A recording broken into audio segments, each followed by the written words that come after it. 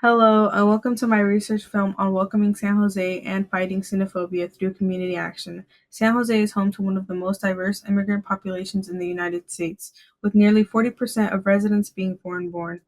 But in recent years, increased immigration enforcement and anti immigrant rhetoric have created an environment full of fear and uncertainty for many residents. My research examines how the San Jose Office of Immigrant Affairs is addressing these challenges through the Welcoming San Jose Plan, which implements 7 different focus areas to make San Jose more inclusive. These focus areas include economic development initiatives for high skilled immigrants, educational access programs for immigrant graduate students, improved healthcare access through equitable service guidance, strengthened mental health resources through safe community initiatives, rapid response networks for ICE enforcement, community leadership programs, and trust building between immigrants and law enforcement. To understand how San Jose fights xenophobia, let's start with economic contributions. According to Bernstein, Diamond, Giranfawebun, McQuaid, and Suda's research on high-skilled immigrant innovation, the Office of Immigrant Affairs views immigrant inventors as essential to the economy whose contributions justify San Jose's welcoming policies, directly countering xenophobic arguments that immigrants harm the local workforce. Research from Bernstein and colleagues show that although high-skilled immigrants make up only 16% of U.S. inventors, they're responsible for roughly 25% of the total economic value created through patents. Their work also shows that immigrant inventors don't just innovate more themselves, but they actually boost the productivity of the people they work with. Native-born collaborators become about 17% more productive when working alongside them. For the Office of Immigrant Affairs, this research strongly supports their focus on economic development in the Welcoming San Jose Plan 3.0. They see San Jose's immigrant community, especially those in the Silicon Valley tech sector, as essential contributors to the city's economic success. They are driving it. This positions the office as a key voice in pushing back against the idea that immigrants take jobs from Americans. Instead, they use solid economic data to show the opposite. Bernstein's findings also reinforce the office's belief that limiting high skilled immigration wouldn't protect American workers, but it would actually shrink the nation's innovation output and weaken San Jose's competitive edge in the global tech landscape. This is why the Office of Immigrant Affairs is investing in programs that help immigrants get their credentials recognized and navigate professional licensing. When immigrant inventors and entrepreneurs can fully participate, the whole city benefits through new jobs, more patents, and stronger tax revenues. Beyond the workforce, education plays a critical role. By supporting international and undocumented students through partnerships like Immigrants Rising, the office aligns with Shalaraj, Maskus, and Matu's research, showing that international graduate students significantly increase patent production and innovation. Their study found that these students generated between 2.3 and 8.2 billion in patent value from 1965 to 2001.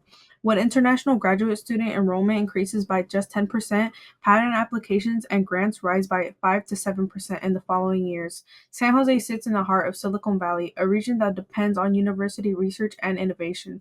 The Office of Immigrant Affairs partnerships with organizations like Immigrants Rising provide funding, legal guidance, and support for undocumented and international students, protecting both individual futures and the region's innovation pipeline.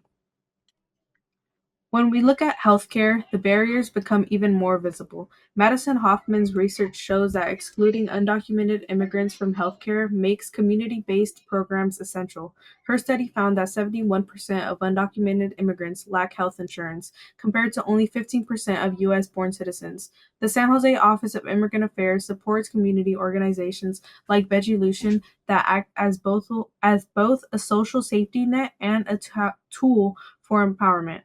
When immigrants have access to reliable food and healthcare resources, their physical and mental health outcomes improve, and so does the health of the entire city.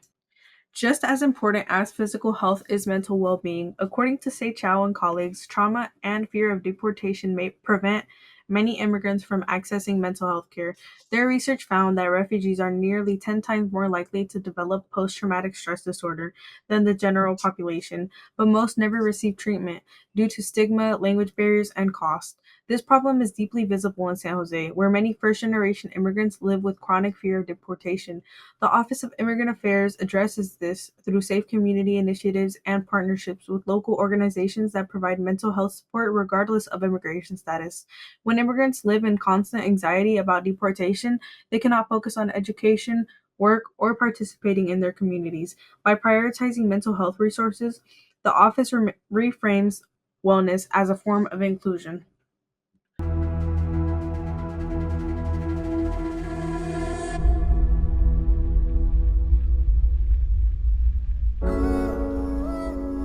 Hello, bueno, red de respuesta rápida en el condado de Santa Clara. Sí, hola, estoy llamando ahorita porque pienso que miré una persona de ICE. Aquí estoy en Santa Clara y report 24. that ICE is in my neighborhood. There's 2 agents approaching a house right now. One of their vests says ICE police on it. Okay, so an alert has already been sent out. There's 2 responders on their way.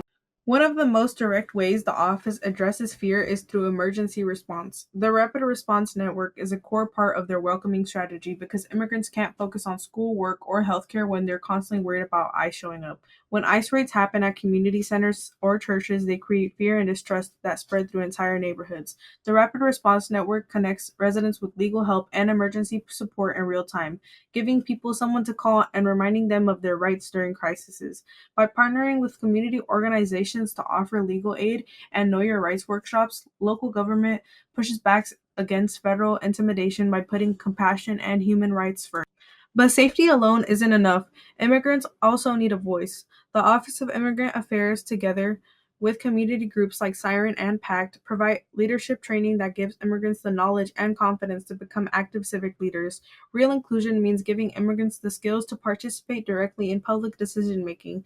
The KQED image of Uriel Magdaleno leading a protest in South San Jose shows immigrants stepping into public leadership roles and demanding policy changes.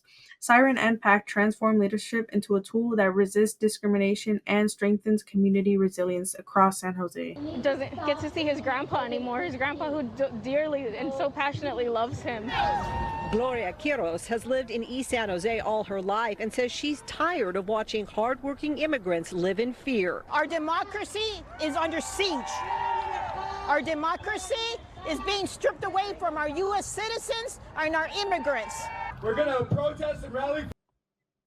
Another key partnership involves local police. The San Jose Police Department recognizes that community safety depends on immigrants feeling secure enough to report crimes without fearing deportation. Many immigrants hesitate to report crimes because they fear their information will be shared with immigration authorities. His office sent Cron 4 News a statement that reads in part, quote, "This incident represents a deeply troubling intrusion into a community space that has served a trusted safe haven for immigrant workers for decades. The use of plainclothed officers, particularly when they misidentify themselves as local police, erodes trust in public institutions and spreads." The office works with police department by providing officer training, offering Know Your Rights workshops, and establishing clear boundaries between local policing and federal immigration enforcement. When immigrants feel protected instead of targeted, they can fully participate in their communities, helping create a safer San Jose for everyone. All of these efforts come together in one comprehensive vision. The Office of Immigrant Affairs built this framework by listening to immigrant communities and asking them what they needed. Organizations like Vegilution provide food access, Siren offers leadership training, and AACI gives mental health services. The office treats inclusion as fairness, not a chore. It recognizes barriers in employment, education, healthcare, mental health, safety, civic participation, and law enforcement trust, and systematically addresses each one. San Jose proves that real change happens when local government and community voices work together. The Office of Immigrant Affairs turns inclusion into action, making sure immigrants aren't just welcomed, but feel confident enough to lead, thrive, and belong. My research shows how 7 focus areas in the Welcoming San Jose Plan 3.0 work together to make the city more inclusive. What stands out most is that this plan helps immigrants live freely and fully, with the same chances everyone else gets. Xenophobia doesn't just disappear, it has to be replaced with inclusive policies, resources, and community action. This work reminds us that immigrants are not outsiders, they are neighbors, teachers, innovators, and community leaders. A welcoming city is safer, more productive, and fairer for everyone when we protect and empower immigrants.